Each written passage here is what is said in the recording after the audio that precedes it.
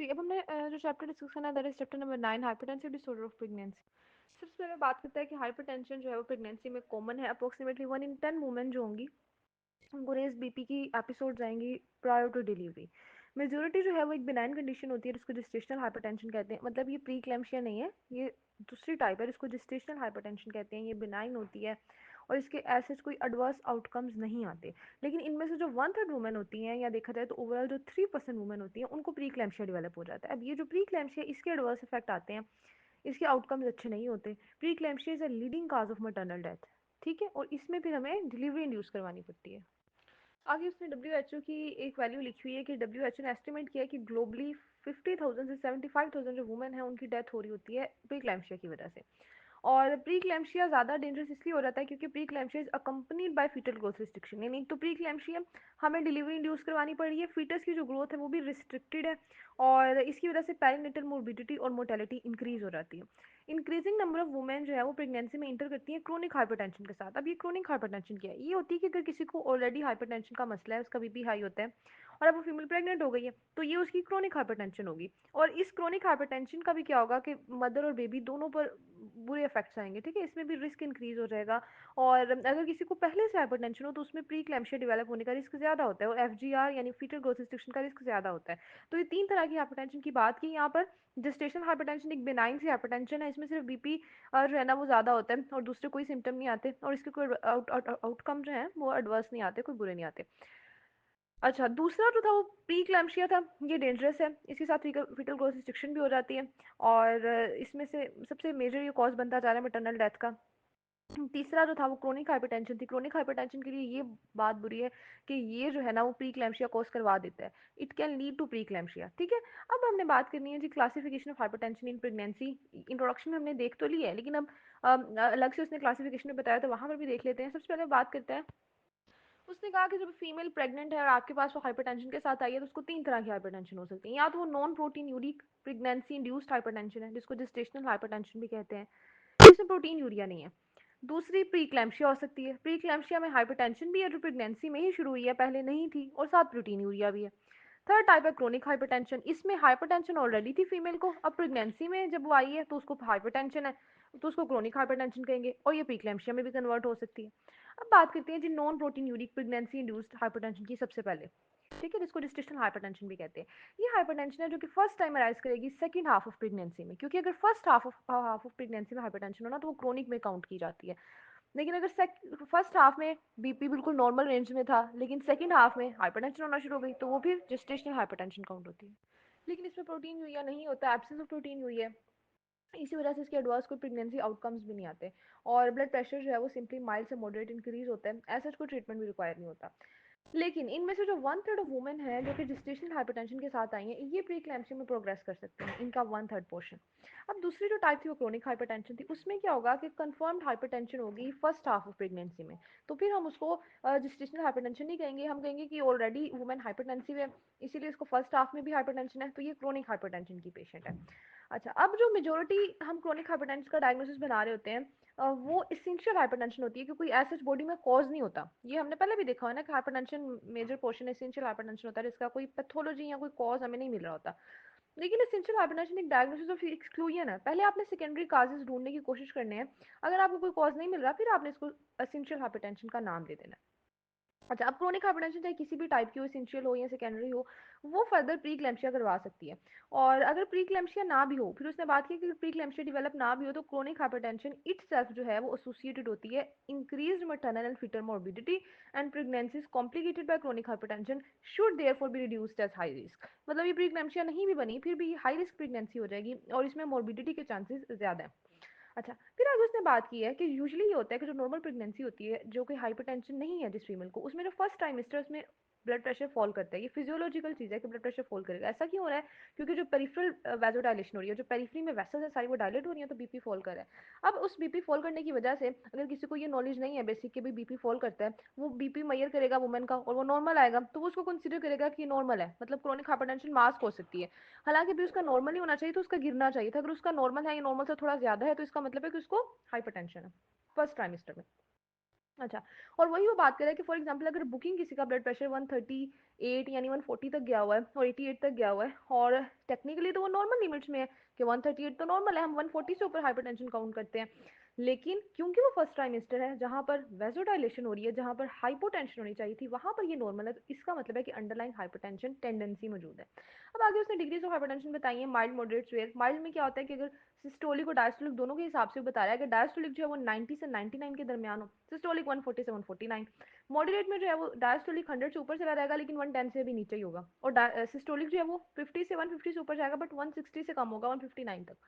Severe में diastolic 110 से भी ऊपर चला जाता है और सिस्टोलिक 160 से ज्यादा हो जाता है, तो इसको सवेयर हाइपरटेंशन कहते हैं। अब वन बाय वन हम देखेंगे। सबसे पहले हमने प्री क्लैम्पिया को डिस्कस करना है डिटेल में कि क्या इसमें पेशेंट कैसे प्रेजेंट करता है, हम कैसे डायग्नोसिस बनाते हैं, मैनेज कैसे करते हैं, और अगर इक्लैम्शिया हो जाए, प्री क्लैम्शिया इक्लैम्शिया में कन्वर्ट हो जाए तब क्या करते हैं, ठीक है।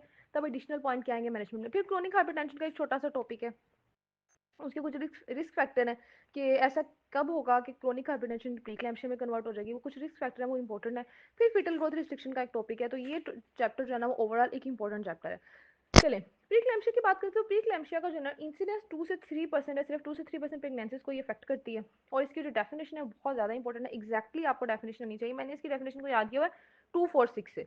246 ऐसे याद किया कि ये एक हाइपरटेंशन है जिसमें बीपी 140 से अबव जाएगा, 140/90 से एटलीस्ट इतना होना चाहिए, मतलब इतना ही, इससे ज़्यादा, इससे कम नहीं। और 246 में क्या है कि टू सेपरेट ओकेजन पे इतना बीपी आए, और वो टू जो ओकेजन है जिन पे बीपी आ रहा है वो 4 आवर्स अपार्ट हो एटलीस्ट। ये नहीं हो कि 2 घंटे बाद चेक किया, 4 या 4 से ज़्यादा घंटे गुजर चुके हो, 4 आवर्स अपार्ट हो, और in the presence of at least 300 mg protein urea, ठीक है। 24 आवर का यूरिन कलेक्ट करके आप देखो तो 300 mg आपको प्रोटीन यूरिया मिले, और ये डी नोवो हो कि अभी शुरू हुई है, प्रेगनेंसी में शुरू हुई है, और सेकंड हाफ ऑफ प्रेगनेंसी में 20th वीक के बाद शुरू हुई है, पहले कभी हाइपरटेंशन हुई नॉर्मोटेंसिव वुमेन थी, और 6 पोस्टपार्टम वीक में ये कम्प्लीटली खत्म हो जाए तो फिर ये प्री क्लैम्शिया था, ठीक है। तो टू ओकेजन पे चेक करना है, 140/90 तक एटलीस्ट बीपी हाई होना चाहिए, और 24 आवर यूरिन जब कलेक्ट करके देखेंगे 300 mg का प्रोटीन यूरिया मिलेगा, और ये de novo 20th week of pregnancy के बाद अराइज हुई है, प्रीवियसली वुमेन नॉर्मोटेंसिव थी और 6 वीक पोस्टपार्टम में ये रिजोल्व हो जाएगी। अब आगे रिस्क फैक्टर की बात करते हैं कि प्री क्लैम्शिया, ये भी इंपॉर्टेंट है कि इसके रिस्क फैक्टर कौन से हैं।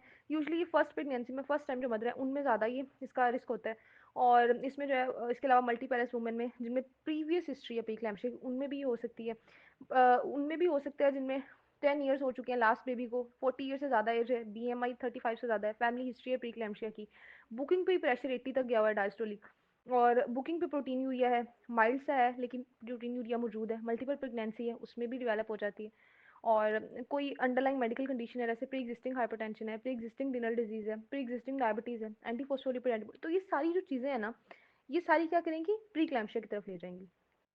अच्छा, आगे बात करते हैं इसकी पैथोफिजियोलॉजी की। इसकी जो पैथोफिजियोलॉजी है ना वो बहुत इंटरेस्टिंग है। सबसे पहले तो हमने याद रखना है कि इसकी पैथोफिजियोलॉजी की ना दो स्टेजेस हैं, वो स्टेजेस उसने फिगर 9.2 में दिखाई हैं। फर्स्ट स्टेज में वो कह रहा है कि abnormal immune response and deficient placentation, यानी कि जो प्लेसेंटा है ना वो सही से बन नहीं पाई, और उस वजह से immune response, abnormal immune response generate हो रहा है। होता ये है कि ये जो नॉर्मली जितनी पेनिट्रेशन होनी चाहिए ना आर्टरीज में, कि ट्रोफोब्लास्टिक जो सेल्स हैं फीटस की, वो स्पाइरल आर्टरीज जो हैं मदर की उसमें पेनिट्रेट कर रहे होते हैं ताकि उनको ब्लड मिले और फिर ये ब्लड फीटस तक जाए, वो पेनिट्रेशन ना डेफिशिएंट होती है, वो सही से हो नहीं पाती, कम होती है पेनिट्रेशन, और पैची होती है, पैचेस की फॉर्म में होती है, कंटिन्यूस नहीं होती। उस वजह से क्या होता है कि हाई फ्लो वाली सर्कुलेशन नहीं बन पाती, यानी नॉर्मली जो प्लेसेंटा में यूट्रो प्लेसेंटल सर्कुलेशन बनी होती है वो हाई फ्लो लो इंपिडेंस, यानी रेजिस्टेंस कम है और फ्लो ज़्यादा, ऐसी बनी होती है। बट ऐसी अब बन नहीं पाती क्योंकि जो स्पाइरल आर्टरीज उनकी मस्कुलर वॉल रिटेन रह जाती हैं, पेनिट्रेशन ट्रोफोब्लास्टिक सेल्स की सही से होती नहीं है, तो सर्कुलेशन सही से बनती नहीं है, डेफिशिएंट प्लेसेंटेशन होती है, और उसकी वजह से इम्यून रिस्पॉन्स जनरेट हो जाता है। ये फर्स्ट स्टेज है। सेकंड स्टेज में क्या होगा, सेकंड स्टेज में ये होगा कि जब यूट्रो प्लेसेंटल इस्कीमिया डेवलप होगा कि फीटस को सही से ब्लड नहीं मिल रहा हो, तो जो इन्फ्लेमेटरी मेडिएटर बने थे, जो इम्यून रिस्पॉन्स जनरेट हो गया था, उसमें डिफरेंट इन्फ्लेमेटरी ऑक्सीडेटिव प्रोडक्ट बनना शुरू हो जाएंगे, ये सब मदर में आएंगे, और मदर में आके एंडोथीलियल डिसफंक्शनिंग करवा देंगे, उसकी डिफरेंट बॉडी की ब्लड वेसल्स की एंडोथीलियल डिसफंक्शन करवा देंगे। जब मदर में एंडोथीलियल डिसफंक्शनिंग हो जाएगी तो मदर में वैसोस्पाज्म शुरू हो जाएगा, उसका कोagulation सिस्टम एक्टिवेट हो जाएगा, और मैटरनल सिंड्रोम शुरू हो जाएगा। ठीक हो गया। तो इस वजह से उस वैसोस्पाज्म की वजह से मदर में जो है बीपी हाई हो जाता है और साथ उसमें कोएगुलेशन सिस्टम भी एक्टिवेट हो जाता है। तो ये दो स्टेज होंगी। एक स्टेज हुआ है जिसमें यूट्रो प्लेसेंटल सर्कुलेशन अफेक्ट हो रही है, यानी सही से जो है वो डेवलपमेंट नहीं हो रही, और सही से जो है ना वो यूट्रो प्लेसेंटल सर्कुलेशन डेवलप नहीं हो रही, तो ब्लड नहीं मिल रहा फीटस को। जब ब्लड नहीं मिल रहा तो फिर इम्यून सिस्टम एक्टिवेट होगा, इन्फ्लेमेटरी मेडिएटर मिलेंगे, और ऑक्सीडेटिव स्ट्रेस की वजह से ऑक्सीडेटिव जो है ना वो फ्री रेडिकल बनेंगे, ये सब जाके मदर के एंडोथेलियल सेल को अफेक्ट करेंगे और वैसोस्पाज्म होगा और कोएगुलेशन सिस्टम एक्टिवेट होगा। तो ये दो स्टेजेस हैं और ये बहुत इंपॉर्टेंट और बहुत आसान पैथोफिजियोलॉजी। अब हम ना सिस्टम वाइज बात करेंगे कि हर सिस्टम को, मदर की हर सिस्टम को कैसे अफेक्ट करती है प्रेगनेंशिया। सबसे पहले अगर कार्डियोवास्कुलर सिस्टम की बात करें तो जो नॉर्मल प्रेगनेंसी है उसमें तो आपको पता है कि पेरिफेरी में सारी वेसल्स जो है वो डायलेट होती है, वैसोडाइलेशन होता है, और उस वजह से टोटल जो रेजिस्टेंस है वो डिक्रीज करती है। अच्छा, और जब रेजिस्टेंस डिक्रीज करती है तो जो प्लाज्मा का वॉल्यूम है वो इंक्रीज कर जाता है। आपको पता है कि प्लाज्मा का वॉल्यूम प्रेगनेंसी में इंक्रीज कर रहा होता है, तो प्लाज्मा वॉल्यूम इंक्रीज होने की वजह से हाइपरटेंशन होनी चाहिए ना, मतलब प्लाज्मा का वॉल्यूम इंक्रीज कर रहा है, कार्डियक रेट इंक्रीज कर रहा है, ये तो फिजियोलॉजिकल चेंज इन प्रेगनेंसी है। मैं कोशिश करूंगी फिजियोलॉजिकल चेंजेस इन प्रेगनेंसी हम डिस्कस करें। अच्छा, फिजियोलॉजिकल चेंज इन प्रेगनेंसी है ना कि कार्डियक रेट ज़्यादा होगा और प्लाज्मा का वॉल्यूम ज़्यादा होगा क्योंकि ज़रूरत ज़्यादा है। लेकिन उन दोनों के कार्डियक रेट और प्लाज्मा का वॉल्यूम ज़्यादा होने के बावजूद हाइपरटेंशन नहीं हो रही क्योंकि पेरिफेरल वैसोडाइलेशन होगी, ये उसने पॉइंट बताया नॉर्मली। लेकिन प्रीक्लेम्शिया में क्या होगा कि मार्क्ड पेरिफेरल वैसोकंस्ट्रिक्शन हो जाएगी, जहाँ पर डायलेशन होनी चाहिए वहाँ पे कंस्ट्रक्शन हो गई है। ऐसा क्यों? क्योंकि वो जो एंडोथेलियल डिसफंक्शनिंग हुई है और वैसोस्पाज्म हो गया, उस वजह से क्या होगा कि हाइपरटेंशन डेवलप होना शुरू होगी। अब जो इंट्रावास्कुलर हाई प्रेशर है और एंडोथेलियल इंटेग्रिटी भी खराब हो रही है, एंडोथेलियल सेल डैमेज हो रही है ना, तो उस वजह से क्या होना शुरू हो जाएगा, और अंदर वेसल के प्रेशर भी बहुत है, उस वजह से जो फ्लूइड है ना वो लीक करना शुरू हो जाएगा टिश्यूज में और एडीमा डेवलप होना शुरू हो जाएगा। तो सीवीएस की वजह से हाइपरटेंशन हुई और फिर एंडोथेलियल डिसफंक्शनिंग के साथ एडीमा डेवलप हो गया। दूसरा रीनल पे देखते हैं। रीनल में ना किडनी में उन्होंने एक करेक्टरिस्टिक लगी है ना जो प्रीक्लैम्सिया में डेवलप होता है, उसको कहते हैं ग्लोमेरुलो एंडोथेलियोसिस। ग्लोमेरुलो एंडोथेलियोसिस डेवलप होगा, ये रिलेटिवली स्पेसिफिक है प्रीक्लैम्सिया के लिए, ठीक है। अच्छा, इसमें ना होता ये है कि ग्लूमेरुलर फिल्ट्रेशन इम्पेयर हो जाती है और इंटरमीडिएट जो वेट प्रोटीन है उनका लॉस होना शुरू हो जाता है। मतलब जो प्रोटीन है ना लो से थोड़ा थोड़ी बड़ी है, इंटरमीडिएट वेट उनका लॉस, जैसे एल्ब्यूमिन का, ट्रांसफेरिन का। तो प्रोटीन हो रही है, यूरिन में प्रोटीन जा रही है। अब इसकी वजह से वेसल्स में फर्दर प्रोटीन कम है, ऑनकोटिक प्रेशर गिर जाएगा, ऑनकोटिक प्रेशर गिर जाएगा तो डीमा फर्दर वर्सन हो जाएगा, ठीक है। तो ये रीनल पे इफेक्ट आया। उसके बाद हीमाटोलॉजिकल सिस्टम पे हमारा जो ब्लड है उसमें क्या आएगा कि जो प्लेटलेट्स हैं वो जाके डैमेज एरिया के साथ अडेयर करें, क्योंकि जगह जगह पे एंडोथेलियल सेल तो डैमेज है।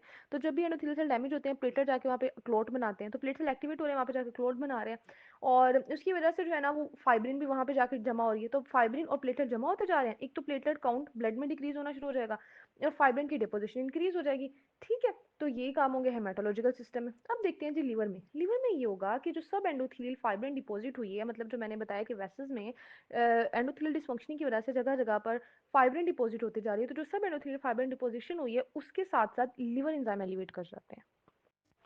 इसका एग्जैक्ट मैकेनिज्म तो मुझे नहीं पता, लेकिन जितनी मुझे समझ आई है उसका ये मतलब है कि जब फाइब्रिन डिपोजिशन हो रही है ना सब एंडोथेलियल, उस वजह से वेसल्स, एक तो वैसे वैसो कंस्ट्रक्शन हो रही है, डिपोजिशन की वजह से ल्यूमन फर्दर नैरो हो गया, तो वहाँ से ब्लड सही से गुजरेगा नहीं, लीवर जो सेल्स है उनको ब्लड सप्लाई सही मिलेगी नहीं, इस्कीमिया होगा, ऑक्सीडेटिव डैमेज होगा, और जो है ना लीवर इंजरी शुरू हो जाएगी। उस लीवर इंजरी की वजह से लीवर के एंजाइम ब्लड में आ जाएंगे और लीवर के एंजाइम एलिवेट कर जाएंगे, ठीक है। अब एक तो लिवर एंजाइम एलिवेटेड है, अगर इनके साथ ही हिमोलिसिस भी शुरू हो जाए। आपको पता है जब वेसल्स में प्लेटलेट के क्लॉट बनेंगे जगह जगह पर, फाइब्रिन डिपोजिशन होगी, जब आरबीसीज वहाँ से गुजरेंगे ना, आरबीसीज का स्ट्रक्चर डैमेज होता रहेगा और फिर वो जब स्प्लीन से गुजरेंगे तो वो इजीली टूट जाएंगे, इसलिए हिमोलिसिस शुरू हो जाता है। और तीसरा काम ये होता है कि प्लेटलेट काउंट गिर जाता है ब्लड में, क्योंकि प्लेटलेट तो क्लॉट बनाते जा रहे हैं, तो प्लेटलेट काउंट गिर जाएगा। तो इस सब चीज़ों को मिला के हेल्प सिंड्रोम का नाम देते हैं। तो हेल्प सिंड्रोम में कौन कौन सी चीज़ें आती हैं? Haemolysis, elevation of liver enzyme and low platelet. और ये सब कुछ क्यों हो रहा है? ये सब कुछ शुरू कब हुआ था? जब एंडोथेलियल डिसफंक्शनिंग हुई है ब्लड वेसल की, ये सब चीज़ें उस वजह से हो रही हैं, एंडोथेलियल सेल्स जो डैमेज हुए हैं।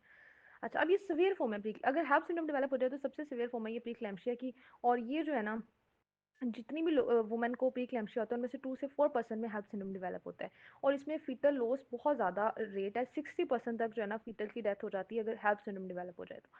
अच्छा, अब आगे बात करते हैं न्यूरोलॉजिकल सिस्टम की। मतलब हमने लीवर की भी बात कर ली, हेमाटोलॉजिकल सिस्टम की बात कर ली, लीवर और हेमाटोलॉजिकल सिस्टम मिलकर हेल्प सिंड्रोम बना रहे थे, वो भी देख लिया। अब न्यूरोलॉजिकल सिस्टम में अगर देखें तो कन्वर्जन डेवलप हो सकती है प्रीक्लैम्सिया के साथ, लेकिन अगर प्रीक्लैम्सिया की वुमन को कन्वर्जन डेवलप हो जाए तो फिर उसको हम इक्लैम्सिया का नाम दे देते हैं, ठीक है। और दूसरा, अब ब्रेन में भी तो होगा ना कि वैसोस्पाज्म है, और ब्रेन में भी जो है ना वो एंडोथेलियल सेल अगर डिसफंक्शन हो रहे हैं तो ब्रेन में भी क्या शुरू हो जाएगा? सेरेब्रल एडिमा शुरू हो जाएगा। तो अगर वैसोस्पाज्म और सेरेब्रल एडिमा मिल जाएंगे ना, ब्रेन में एडिमा शुरू हो गया, तो फिर जो है ना वो कन्वर्जन होंगे और फिर हम उसको इक्लैम्सिया का नाम देंगे। और जो उसने बात की है कि रेटिनल हैमरेजेस, एक्सूडेट, पेपिलोइडेमा, ये सारी कैरेक्टरिस्टिक है हाइपरटेंसिव इंसेफलोपैथी की, और प्री इक्लैम्सिया में ये